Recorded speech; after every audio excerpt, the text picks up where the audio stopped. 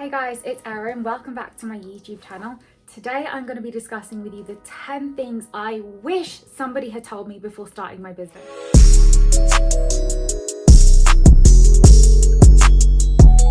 Okay, so I have my list here. You guys know sis loves a good list with my really ugly handwriting. Look at that. Does that even look like English? So the first one on here though is that you will make mistakes. And for someone like me, like I grew up and I was kind of very much like an overachiever when it came to school and like academics and extracurricular stuff. This was the first time where I really was held accountable for every decision that was made within a business, because I'm the founder of my business. And for those of you who don't know, it's ByErim. It's a luxury hair oil company. The link is here. If you want to go and buy it, we're restocking this Sunday. But anyways, I remember once we did a restock, and for some reason that day, there was just so many dumb mathematical, technological issues that could have been so easily avoided with a click of the button. I should have known better than to have allowed those things to happen. And I just remember sat there, as I realized something really big had happened, I was sat on my bed right here and I was just like, and I stared into space. And that was the first time I was like, I've really made a mistake here. And I allowed myself that 5 seconds of just pure shock. And then I went right into kind of like battle mode, trying to fix it. Afterwards, I kind of decompressed and I was like, you know what? You're never gonna make that mistake again. And I never have. So I didn't beat myself up too much about that mistake. And I've come to accept that I will definitely make a lot more mistakes in the future, but it's just a part of business. So number 2, this is a sad one, but I felt this so many times. The heartache of something going wrong in your business is unlike any other heartache that you've ever experienced. And I know that sounds a bit dramatic, but there are times when I'm like, it's just gutting when something you want isn't working, or something isn't going right, or you're not growing or something, and you're just sat there and it just breaks your heart. Or if you get like, negative feedback or anything at all, and you're just sat like, I put my heart and my soul and my time and my energy and all of my future and my love and dreams into this one little thing. And when it doesn't work, it's honestly just gutting. So I wish I actually knew that, but I don't think that you can really prepare for heartache. I think it's just something that you just have to come to accept as being a part of life. Okay, so 3, on a more positive note, work backwards. Now, I was so lucky when I first started. I had a random conversation with someone when I was trying to look for different factories to manufacture my oil, and she just gave me this advice. And she said, instead of thinking, oh, this is a small business, it might not go anywhere, you want to work backwards. So what is your end goal? And she really pushed me, and I was like, you know what, I would love for this to be a really global brand that's being in all of the luxury department stores, Harrods, Selfridges, Harvey Nichols. And she said, work backwards from there. So think about all of the things that you need to have, so when you do get to that point, you've done all the groundwork, you've got all of the backing there, you've had all the tests done, you've had all of the reports made, you've had all of the documentation right from the start. And that's something that really, really has impacted genuinely every single business decision I've made. It's never been a situation where I've just wanted to do kind of like desi gum, which means kind of like homemade quick work. I wanted to make it completely legitimate from the start. Anyways, this leads me on to my next point, and that is the importance of sustainability. And not just from a business branding perspective, but more so just because we owe it to the earth to look after it. So as this is becoming a more and more important thing in the world and people are becoming more and more woke to it, I knew that I needed to ensure that my brand was vegan, cruelty-free, it was eco-friendly packaging, it was all sourced sustainably. I wanted to ensure that everything was going to be manufactured within the UK, because I wanted to support the UK economy, especially coming out of coronavirus, guys. Like, this is the time that we really should be buying local, and I wanted to support those manufacturers and warehouses. Big news, we are going to be in the first carbon neutral warehouse in the entire UK, which is massive. And this is something that really, really influenced me when it came to deciding my warehouses. And now moving forward, like, I have that groundwork laid. So whenever I have a conversation with Harrods or a conversation with my customers, they're asking me, what efforts are you doing towards sustainability? I have all the backing, so I can tell them from the start, this is what we've believed in, and here is all the evidence that I can present to you that shows that we really, really are. We're here for the movement, we're here for the sustainability. Now, something a little more actionable. Google is your best friend. I get asked by people all the time, how do I find a factory? How do I find stickers? How do I find packaging people? How do I find a formulator? How do I find a lab?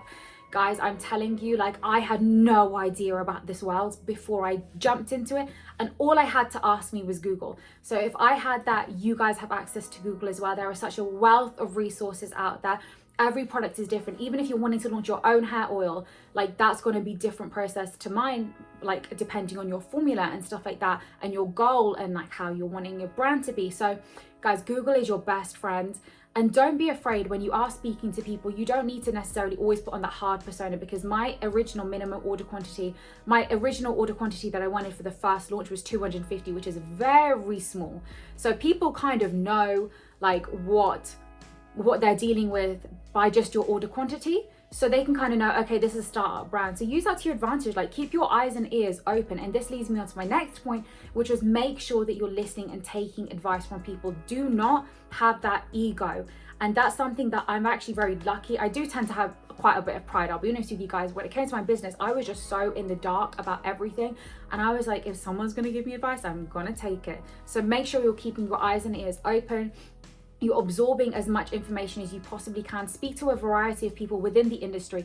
So when you're speaking to people about potentially being your factory, or potentially being your warehouse, or potentially like formulating your product, speak to them about more than just the business task at hand. Ask them general advice, ask them what they would recommend, because no doubt they have a wealth of information. And especially if you're a startup, I think a lot of people are very kind and they do want to help. Some people don't, and that will bring me on to my next point though. Okay, now this one is a little bit sad, but I wish I knew that I was going to lose people in my life. When you start a business, that ultimately I feel is a crash course in personal growth. The person I was, honestly, I started my business, I launched on December 8th, but I started researching it all January 2019. So 1 year before I launched is when I started it. The person I was back in January 2019, the person I am now, here in, what month are we in? August 2020. Two complete polar opposites. It's absolutely insane. And as much as you want to be able to say that like the people that you started with are the people that you're ending with, and I hope that is the case for the majority of people, it isn't necessarily normally the reality, because you change so much. Some people like the change that you're doing, some people like the place that you're in at life, and some people don't. And that's okay, because at times your paths are aligned with people and at times they just aren't, and you need to accept the beauty of having XYZ people in your life for that period of time. I think that really, really helps deal with like loss of friendships and anything else that comes with that. So yeah, a bit of a sad one, but just definitely prepare yourself to lose people in your life. Okay, so point number 8, we're nearly done. I wish I knew that I would have to have responsibility for others, and responsibility in a very, very serious way. As ByErim is growing, our team is growing. So now people are relying on me to pay their rent, to pay their bills, to ensure that they have, you know, that these are part-time, full-time jobs. And I actually really like having that feeling that people are relying on me, because it motivates me. I look at the girls in my team and I'm just like, I want to do so well because you believed in me when we were sat in my bedroom, you know, working on emails, working on Instagram posts. I want to be able to show them one day, look, this is the office that we're in. This is the salary that you're on. This is the bonus that you're getting. These are the team perks. This is the legitimateness of ByErim. So yeah, I wish I knew that one day I was going to have this level of responsibility, because it would have prepared me, because I feel very, very emotionally committed to the people in my team. And I think it's actually one of my favorite parts of being a leader. Okay, so now this one is kind of an interesting one, and I think it really came to light as my business started to grow. And that is the case with startups. They tend to grow quite quickly, especially at the beginning.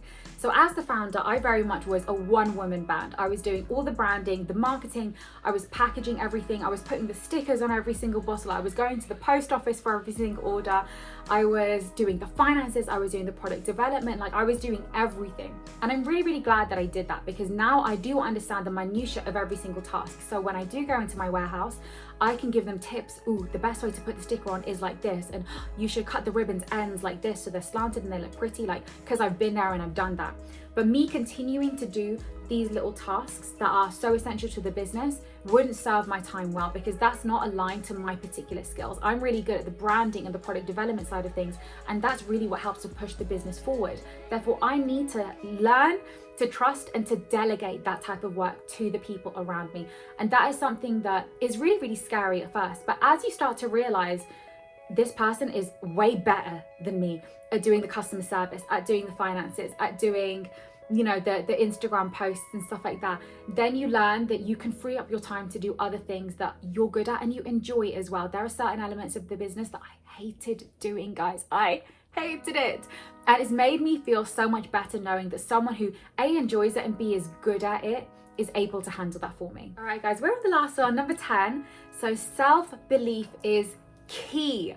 Guys, when I tell you, when I first launched, I've said this story many, many times, but I had 250 units. I asked everyone in my life, how many units do you expect me to sell on the first day? My dad was the only person who believed it. I thought I was going to sell 40, honestly, and I sold out within 4 hours. And I remember just being sat there crying, so shocked. And that was the first moment that I had that self-belief. I was like, oh, am I doing something right? Am I doing something that could be my job one day? And every single day I wake up and I'm excited to do what I need to do for ByErim, for my Instagram, for my YouTube.